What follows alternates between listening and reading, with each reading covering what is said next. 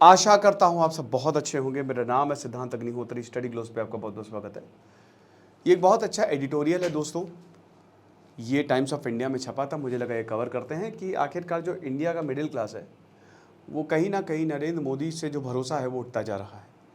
मोदी नॉमिक्स काम नहीं कर रही है। उससे पहले हम आगे बढ़े आपको बता दूं कि हमने 10,000 MCQs का एक शानदार कोर्स आपके लिए बनाया है, जिसमें आपको 10,000 सवाल मिलेंगे और ये सिर्फ और सिर्फ 999 रुपये का है। बहुत ही शानदार कोर्स है जो आपको बहुत ज़्यादा हेल्प करेगा। जितने भी वनडे एग्ज़ाम है, चाहे वो SSC हो, रेलवे हो, कोई भी एग्ज़ाम आप ले लो तो बहुत ज़्यादा आपको मदद मिलेगी। तो फटाक से कोर्स को अवेल करें।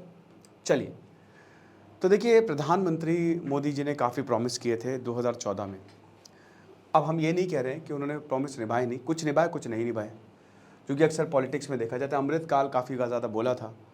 अब आपको पता है कि अमृतकाल मतलब समझ रहे हो ना, कि वो समय जिसमें बस अमृत ही अमृत होगा, बेस्टेस्ट। लेकिन जब इस बार का बजट आया तो दिक्कत हो गई। इस बार इलेक्शन हुआ तो और दिक्कत हो गई। ठीक है, तो यूनियन बजट में निर्मला सीतारमण ने अमृतकाल की बातें बहुत की, बट जिस तरीके से उन्होंने बजट जो उन्होंने पेश किया, अब आप देखिए, टैक्सेस इतने सारे और सर्विसेज आपने देखा। दिल्ली में कोचिंग में बच्चे डूब गए, सड़कों पे पानी भर गया। तो वही बता रहे, टैक्सेस तो ढेर सारे हैं।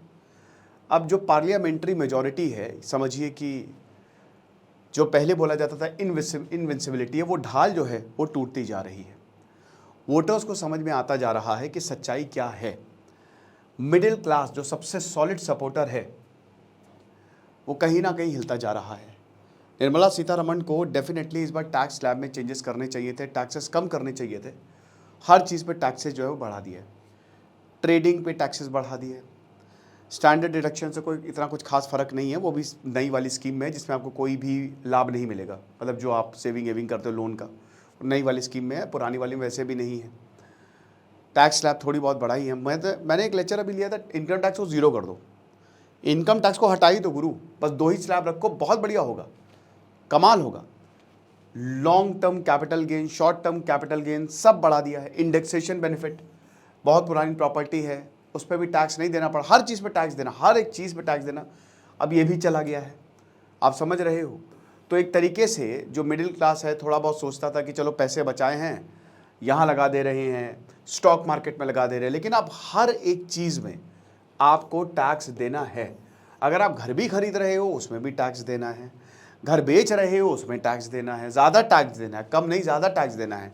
शेयर है, स्टॉक है, कैपिटल कोई है, उसमें भी टैक्स देना है। तो आप ये समझिए कि इतना आसान नहीं है। जो मिडिल क्लास को मिलना चाहिए था वो मिला नहीं है, खाली बातें मिली हैं और बाकी सबको काफ़ी कुछ मिला है। अब आप ये समझिए कि 2014 में नरेंद्र मोदी आए, उन्होंने डिमोनेटाइजेशन किया, फिर GST आया, देन उसके बाद बहुत सारी चीज़ें ऐसी हुई। तो कहीं ना कहीं नरेंद्र मोदी ने, मतलब वो एक गरीबों के मसीहा की तरह आए थे। हम सबको लगा था कि वो बहुत ज़्यादा काम करेंगे, मिडिल क्लास के लिए काम करेंगे, जो सर्विस सेक्टर है उसके लिए बहुत ज़्यादा काम करेंगे, बट वो कहीं दिखा नहीं। अगर हम बात करते हैं, ठीक है ना, कुछ चीज़ें उन्होंने बहुत अच्छी की हैं, बट देखिए हमारा मेन है टैक्स।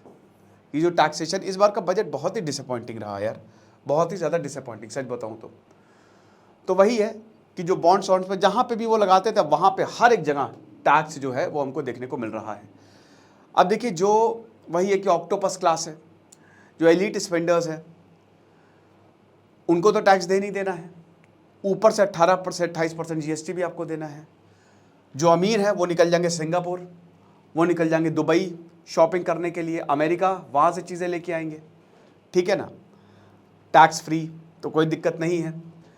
और जो बहुत ही ज़्यादा अमीर है वो यहाँ परमानेंटली सेटल हो जाएंगे। लेकिन बाकियों का क्या?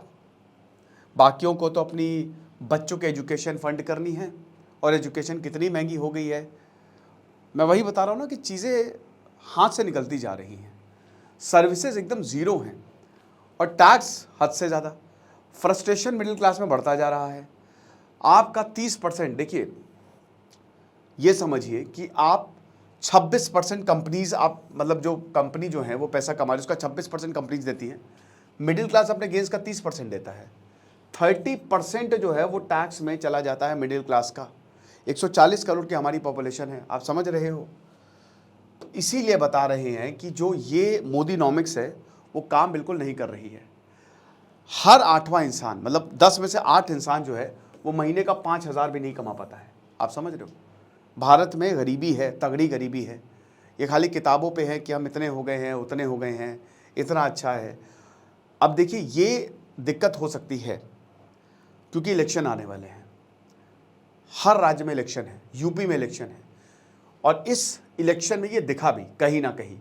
मिडिल क्लास गुस्सा था नरेंद्र मोदी से और इसीलिए उनको सीटों का लॉस हुआ। अयोध्या जैसे शहर में समझिए, जहाँ पे सबसे ज़्यादा एड़ी चोटी का जोर लगा दिया, वहाँ पे हार गए। तो जो लो टैक्स रिजीम है ना, जिसमें 2019 की रिबेट है, सब कुछ, एवरीथिंग, अब यहाँ पे दिक्कतें पैदा होती जा रही हैं। ठीक है ना? सेंटर ने कहा कि $24 बिलियन हम प्रोडक्ट लिंक्ड इंसेंटिव जो है वो मैन्युफैक्चरिंग के, ये स्कीम अच्छी थी। ठीक है कि PLI जो है वो कुछ सेक्टर्स में हम लेके आ रहे हैं, जिसमें 8.5 लाख पोजीशंस अभी तक क्रिएट की गई, बट 80 लाख के करीब चाहिए। समझ रहे हो? तो यहाँ पे ज़रूरी है, क्योंकि नरेंद्र मोदी ने बोला कि भाई अगर हमको एम्प्लॉयमेंट क्रिएट करना है तो क्या करना पड़ेगा? The most important thing is यहाँ पे इंडस्ट्रीज़ को जो है वो फ़ायदा दो, बिज़नेस को जो है वो फ़ायदा दो, फ़ायदा पहुँचाओ बिज़नेस को। और सही बात है, तभी एम्प्लॉयमेंट जनरेट होगा, बट जितना है उतना हो नहीं रहा है। तो इसीलिए तो अब जो निगलेक्शन फेस कर रहा है मिडिल क्लास, कहीं ऐसा ना हो कि नरेंद्र मोदी को इसका आगे जाके और ज़्यादा इसकी जो कीमत है वो चुकानी पड़े। हम यही उम्मीद करेंगे कि कुछ भी करके, कुछ भी, मिडिल क्लास को थोड़ा सा सुख दिया जाए, टैक्स को कम किया जाए और एक अच्छी नीति बनाई जाए जिससे हर कोई खुश रहे और हमारा देश भी आगे बढ़े। खुश रहे, पढ़ते रहे। देश सिद्धांत अग्निहोत्री, साइनिंग ऑफ।